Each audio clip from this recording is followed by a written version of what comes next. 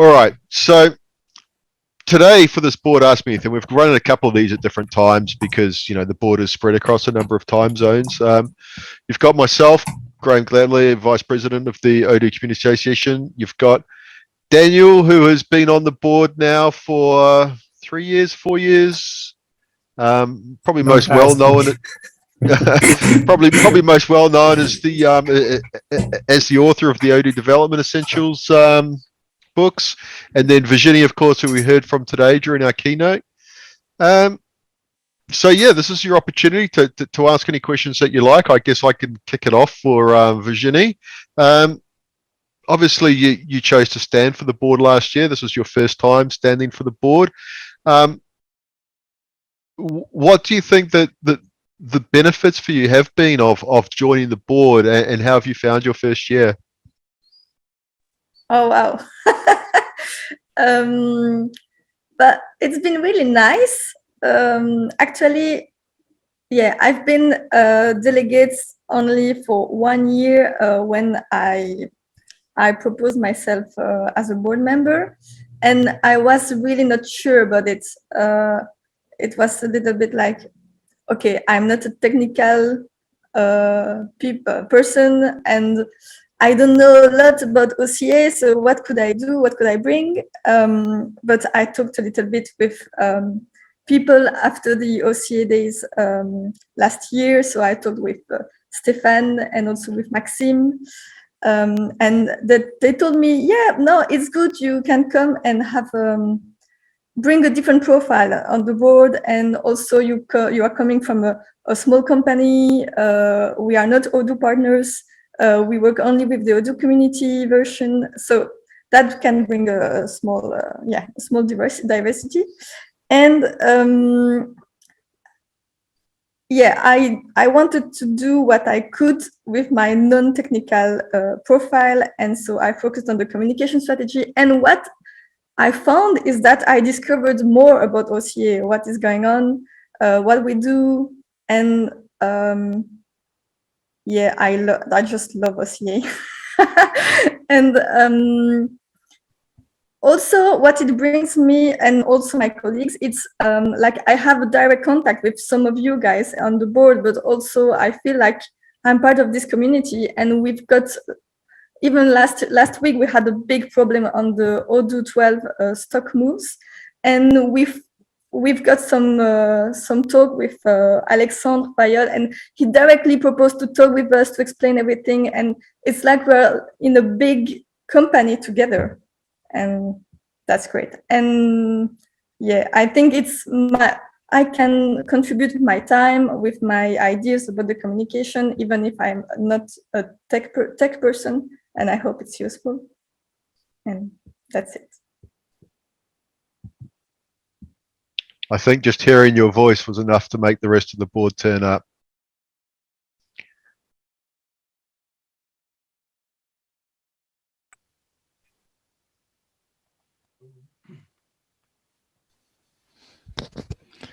Hey. Good. I don't even know what time it is in Europe. Good afternoon, Alex and Stefan. Yay. How are you coping, Grammy? Not too tired? I had the last session off. Like 1 a.m. for you? No. It's daylight savings at the moment, so it's only midnight. Oh. Super cool then. So I must say, one of the big benefits for me since rejoining the board has certainly been that we're now only in 2 time zones. So I no longer have the 4 a.m. meetings. That's because Maxime left. I was having a quick look through the list here. Probably Stefan should be there. He is here. It's just you've only got a limit of 4 people on your view. He is up there. Okay. So attendees out there, what would you like us to talk about? What would you like to hear? We've certainly got things that we can talk about, but really we try and make these sessions as open and transparent as possible to let you know whatever's on your mind. just wanted to answer Virginie. You bring a lot to the OCA board, and I'm super happy you joined and had the guts to overcome your fears of being the non-technical lady among the board. And you brought us so much. So I remember the first board meeting where you were like, okay, you're not even saying hello to everyone. Let's have a check-in. I remember it was really funny. Yep.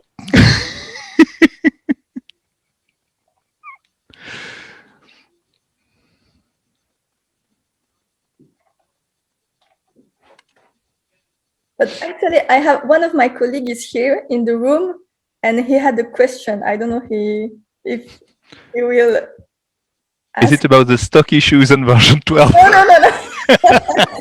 not this one. No, but I can ask for him. Maybe it's because he's new in our company, and he's just been using the OCA modules. But so there is this delegate. We are opening the delegate votes, and he doesn't know if it's okay for him to propose himself as a delegate. Of course, if it he's is. young in the community, so maybe you could answer this sort of question.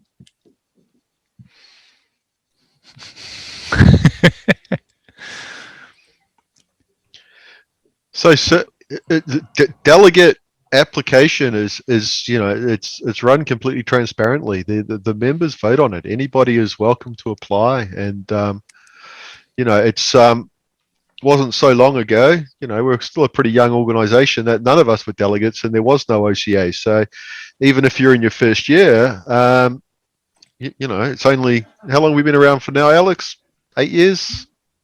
7 years? Yes, something like that, yes. Yeah. So still a young organization. And the process for that, and those elections are coming, I guess this might be in response to, I imagine we've probably sent some mail. Those elections are coming up, and the whatchamacallits, it's the existing delegates vote on those.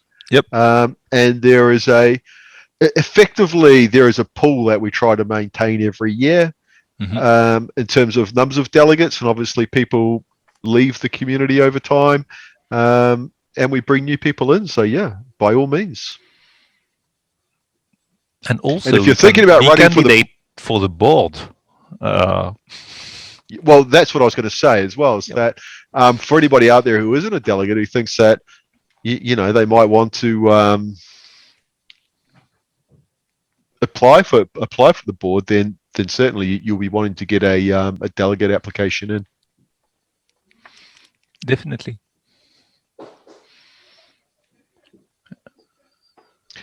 And it's all the better what when kind of work being a delegate application than involved? seats. So the kind of work being a delegate involves, the reason that we have delegates, and you can see this in our bylaws as well, is to ensure that our community maintains diversity, right? So that no single organization can take control of the OCA through sheer number of votes. So we maintain a delegate pool. Really, your only difference between being a delegate and being an actual member is that you vote on the entry of new delegates. Yeah, the General Assembly, the approval of budgets, if we change any bylaws, that kind of thing. There is probably an extra 5 to 10 minutes a year involved in being a delegate, unless you're one of the people that reads all the documents and sends us the questions, in which case you might spend 20 or 30 minutes. What being a delegate is really, it's ensuring the overall governance of the OCA remains solid and transparent, and it's kind of the stepping stone or the prerequisite if you want to become a board member. But other than that, there really is no difference between a delegate and a general member.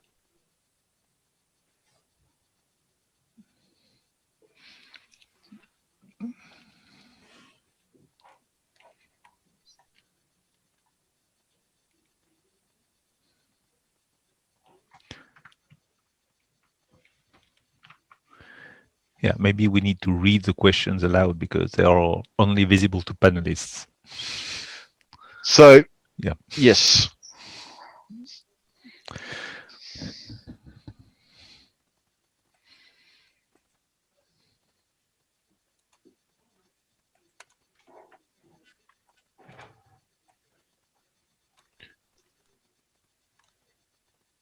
Very quiet in this one.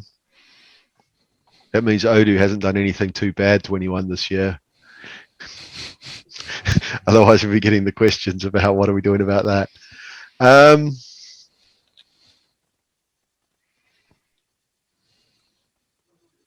any of the board got questions for the board?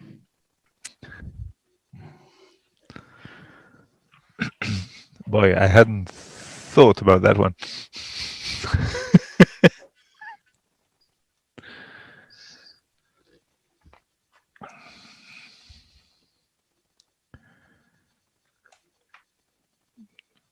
So maybe we can expand on the keynote and the redesign of the website. If we have planned on that, or special notes or expansions on what was said. Well, we can say maybe that we are waiting for the migration to version 14 to be able to start the work on the website.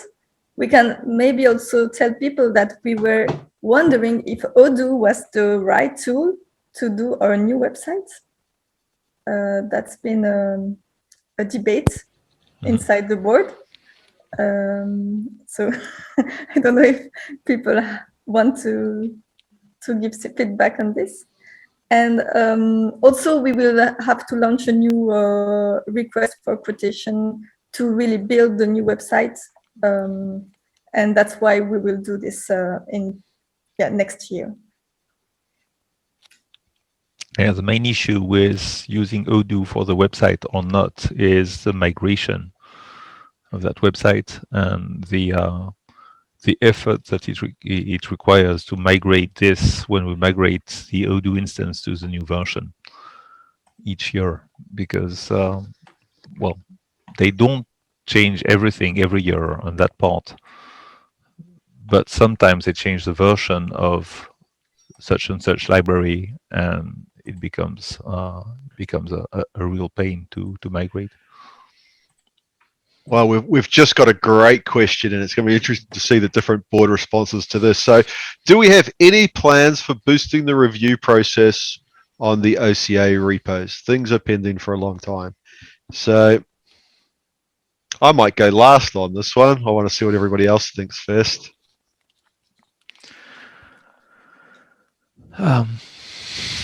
That's a tough one. Yeah. No, actually, there's something there. Not sure if Stefan wants to go in, and I can start with an answer. We do have plans on it. So we have been proposing a review of. So there are several actions here. So one is we have been proposing modifying the pull request review rules, lightening them down, and adding previous steps with lower module maturity, like alpha and beta versions, that will have lower requirements for merging. So this would hopefully lighten up the reviews for the new modules that are proposed and allow them to mature before coming to a stable state. So our hope is this to go ahead. The second thing that's being discussed, but it needs some work to get put in practice, is to have a bot that would merge automatically pull requests once they arrive at a certain state. Now, this doesn't fix the review process itself. We still need some reviews. On the review process, it's also up to getting better contributions. Like, I think there's a lot of people pushing code and not doing reviews. So if you did 1 or 2 reviews for each pull request you created, I think we would be in a better state regarding missing reviews on pull requests. I'm not sure anyone wants to add something to this. Yeah, another an important thing to keep in mind is that reviews must come from the community and contributors. The board itself does certainly not have the bandwidth to review that much modules. We have thousands of modules across different versions, so it requires lots of contributors and more contributors to participate in the review process, as Daniel says. And Daniel mentioned that we have the maturity level where, for instance, for an alpha module, the review requirements are lower because we accept lower quality, and we also advertise that the module has a lower quality bar. An important part too is the maintainer role. You must know that you can, if you care about specific modules, you can ask to become a maintainer, and that's very easy. So you do a pull request on the module to add yourself in the maintainer's key of the manifest on the module, and then you ask a project steering committee member to review your application and make sure you have read the maintainer role and what it implies. But basically, this gives you more autonomy to manage the module, even though if you're not a full PSC member, so you don't have the right to merge on all modules on the repo, but then you can merge on your own module. And of course, when you do that, we trust you that you will keep the quality of your module high and try to have colleagues or other contributor to review it. But it really gives you a kind of fast lane to maintain your own modules and to do things like porting or backporting patches across versions and things like that without waiting for review by other people. So that's also an important part. And also, you don't need to be afraid to ask to become a PSC member. That's also involves some responsibilities, but if you care about a broader functional domain, that's also an important way to bring more hands to the work. Yeah. And to become a PSC member, one of the basic requirements that is going to be reviewed by people before approving you as a new PSC member is reviewing pull requests in the repositories, which are part of the PSC of the project, of that project steering committee, of course. But it doesn't mean that only the PSC members are allowed or expected to make reviews. I mean, we need external reviews in there. Definitely. Because in some PSCs are relatively small or focused scope, like some localizations and so on. But some other PSCs are very big. If you are looking to the accounting PSC, for instance, the number of modules in there is huge.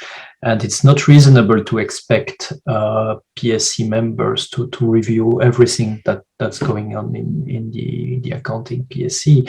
Myself, I'm a PSC member of the accounting, but I'm mostly focusing on MIS Builder because I just don't have the time to care about everything. So really, review is a collaborative process, and contributors really need to understand that there is nobody with a high power like in OCA who is going to approve everything. It really must be a collaborative process, and really reviewing yourself, it's important to get the ball rolling.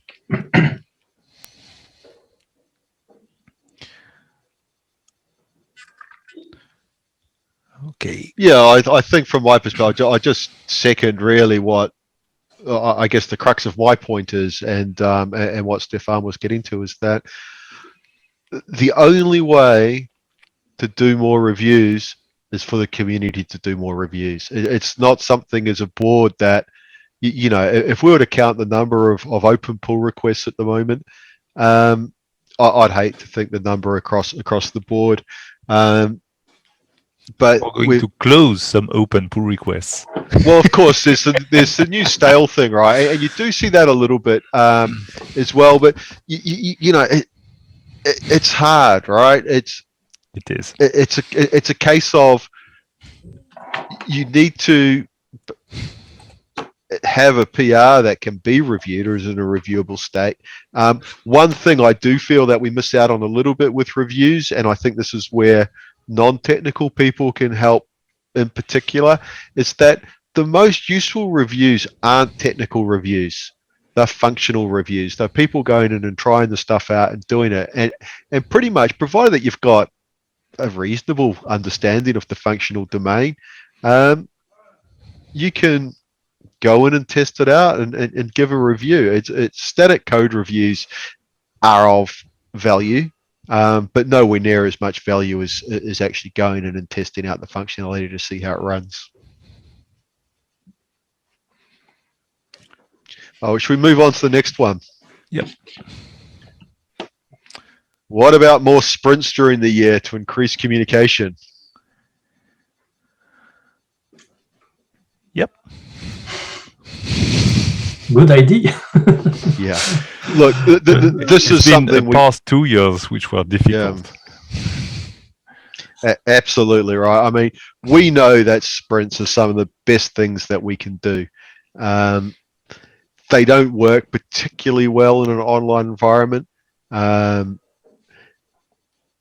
We obviously, as the OCA board, typically when we can all meet together, we will run a sprint in ordinarily where Odoo experiences.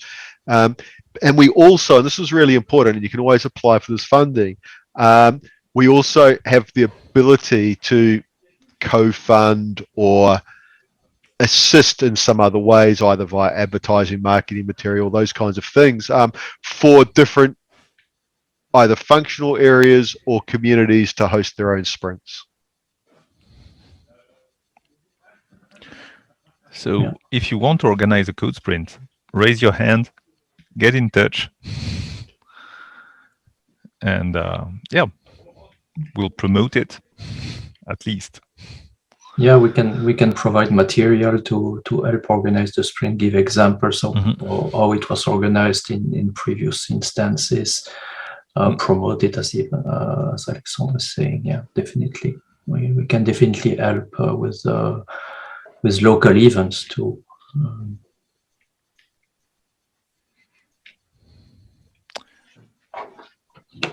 Next question. Yep. The next one relates to documentation. We have a lot of great modules in the OCA, but what I'm missing sometimes is the big picture for a topic. Funnily enough, while I agree with the statement, I don't agree with the example. For example, field service is a complex field, and it is hard to find out how all these modules are meant to be used, or maybe some of them are alternatives to other, but this you wouldn't know. I'd like to have a place where this kind of documentation can be created and managed. I'll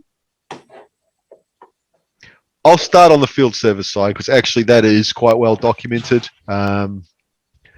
There are maybe 2 or 3 separate, very detailed videos available on how these all fit together, presented by Maxime. I believe Maxime also did the documentation at, I forget what that website's called, that OCA wiki. Where all the documentation is meant to go. I think it was the only thing that ever got documented there. But on the flip side, right, is that documentation is difficult and it's expensive, and it's not, you know, and ultimately it's always going to come down to a volunteer effort as well. But I'll pass over to the board for more specific. I think I can add. So on the OCA, we worried a bit, I believe we have worried a bit about having some minimum documentation on modules, and it's mandatory to have a README for each module, and it should have a description section saying what is this for. It should have a use it section describing how do you use it, so what menu items you should go, what forms or what fields you should expect or need to use. So they use it through it, and another section, if needed, if relevant, for the configuration and installation of the module. So where do you need to go to configure it properly? And so this is the main space where this is. Of course, there is room for improvements. For example, it's not easy for non-technical users to contribute to this documentation because it's a code file. You would need to do a PR.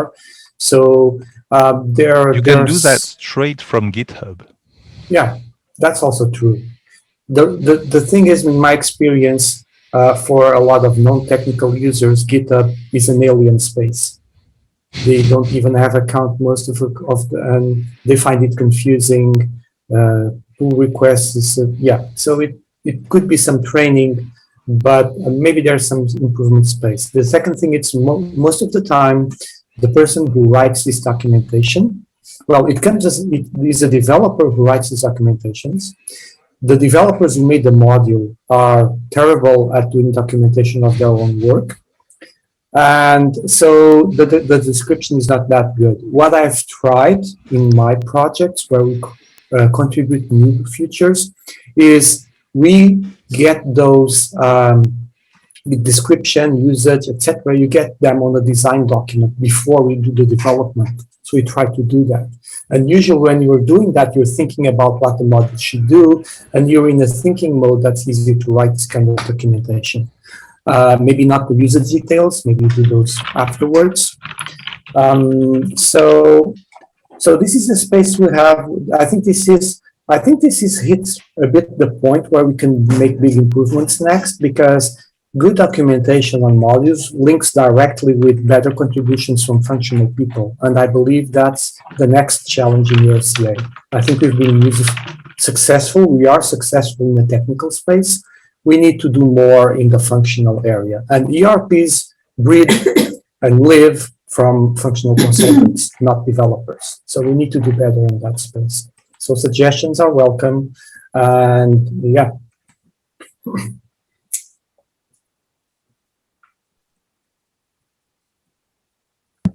If I can add something, I think so. Maybe that could be a focus for next year. We could focus on several repository where there are a lot of modules that are used by the community, and try to sum up or do some documentation about. I think the idea is to have like a big picture of what one repository and how we can use it. And we could, I think, do it by some blog posts, because I love to write them, but also with a mix of video. Stefan, could you mute yourself? Sorry. Yes.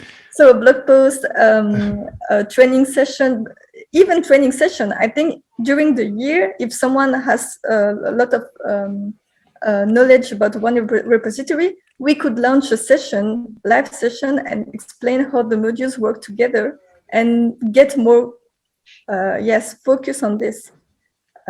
That's just an idea like that. But if people find it useful, they can. We could have documentation sprints also, or as side events of a code sprint, and bring in functional people for that. Sorry, I need to leave briefly. The other track's been abandoned.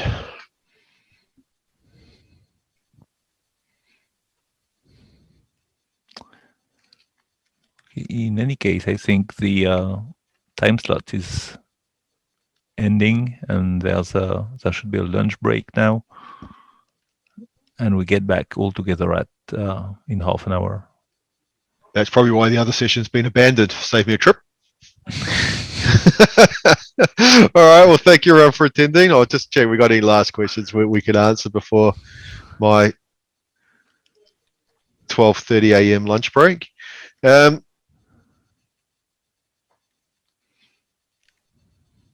So thank you everyone. Thank you for attending. And we're actually, anything else comes in the meantime, I think we're running another one of these sessions tomorrow where there'll be other members of the board available to talk to as well. So if you think of anything in the meantime, just keep it in the back of your mind for tomorrow. Yay. Thank you. Bye all. Thank you. Bye. Thank you. Bye.